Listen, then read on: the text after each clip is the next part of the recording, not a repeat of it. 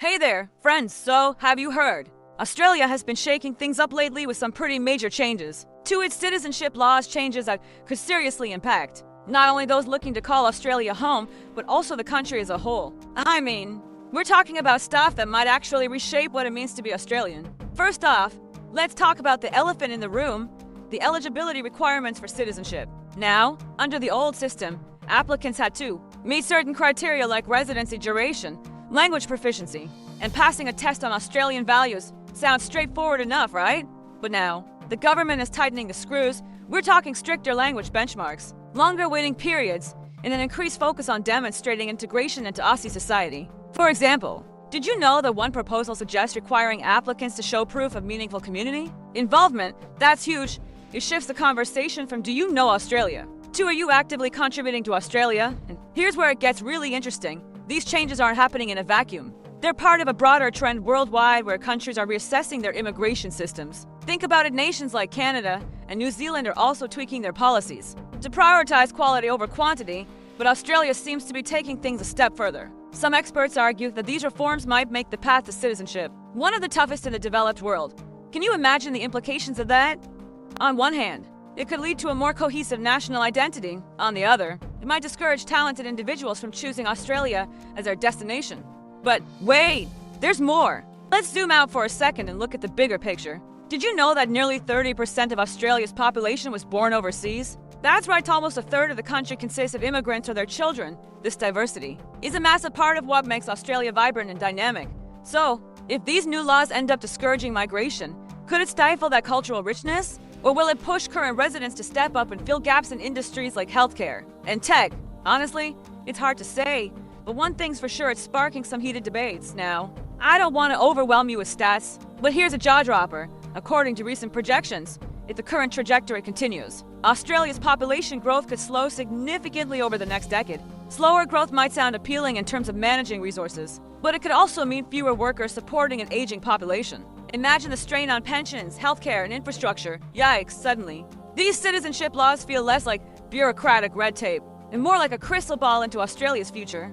Okay, I can hear you thinking, this is heavy stuff, and you're absolutely right. But here's the silver lining: these discussions give us a chance to reflect on what citizenship really means.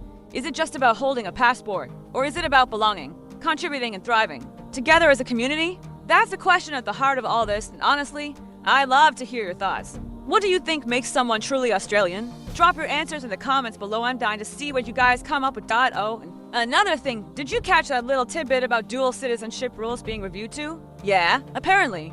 There's chatter about limiting dual nationals' ability to hold public office unless they renounce their other citizenships. Crazy, right? It raises all sorts of questions about loyalty, identity, and fairness, like, should someone have to choose between their heritage and their adopted homeland again? No easy answers here, but boy, does it make you think.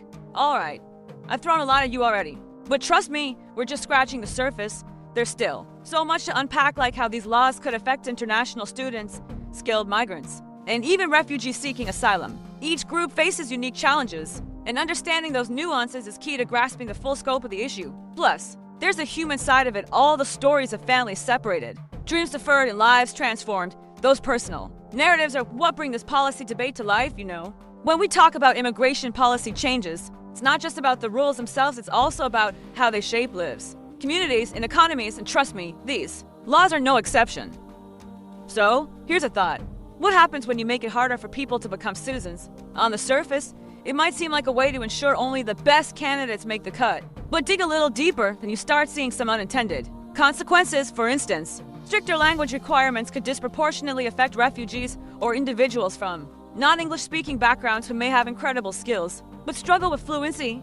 Does that mean they're any less valuable to Australian society?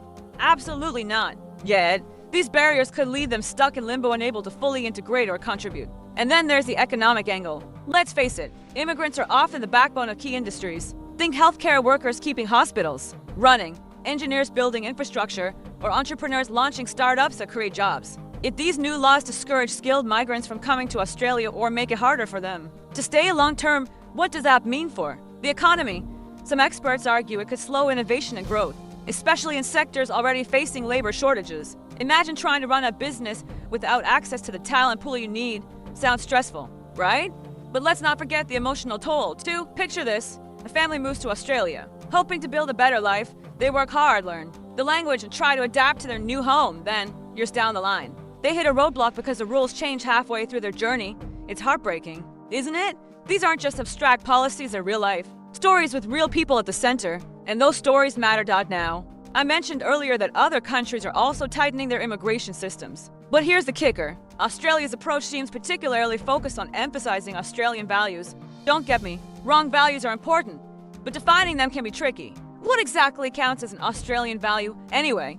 Is it loving Barbies and footy? Or is it something deeper, like fairness, inclusivity, and resilience? The ambiguity leaves room for interpretation and potentially discrimination. And speaking of fairness, let's circle back to that dual citizenship debate for a moment. Requiring public officials to renounce their original citizenship sounds straightforward enough. But consider this.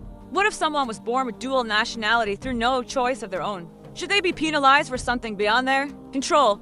It's a classic case of policy versus practicality, and it raises some serious ethical questions. It's clear that these changes aren't just policy updates. They're decisions that will shape the future of an entire nation. But here's the thing.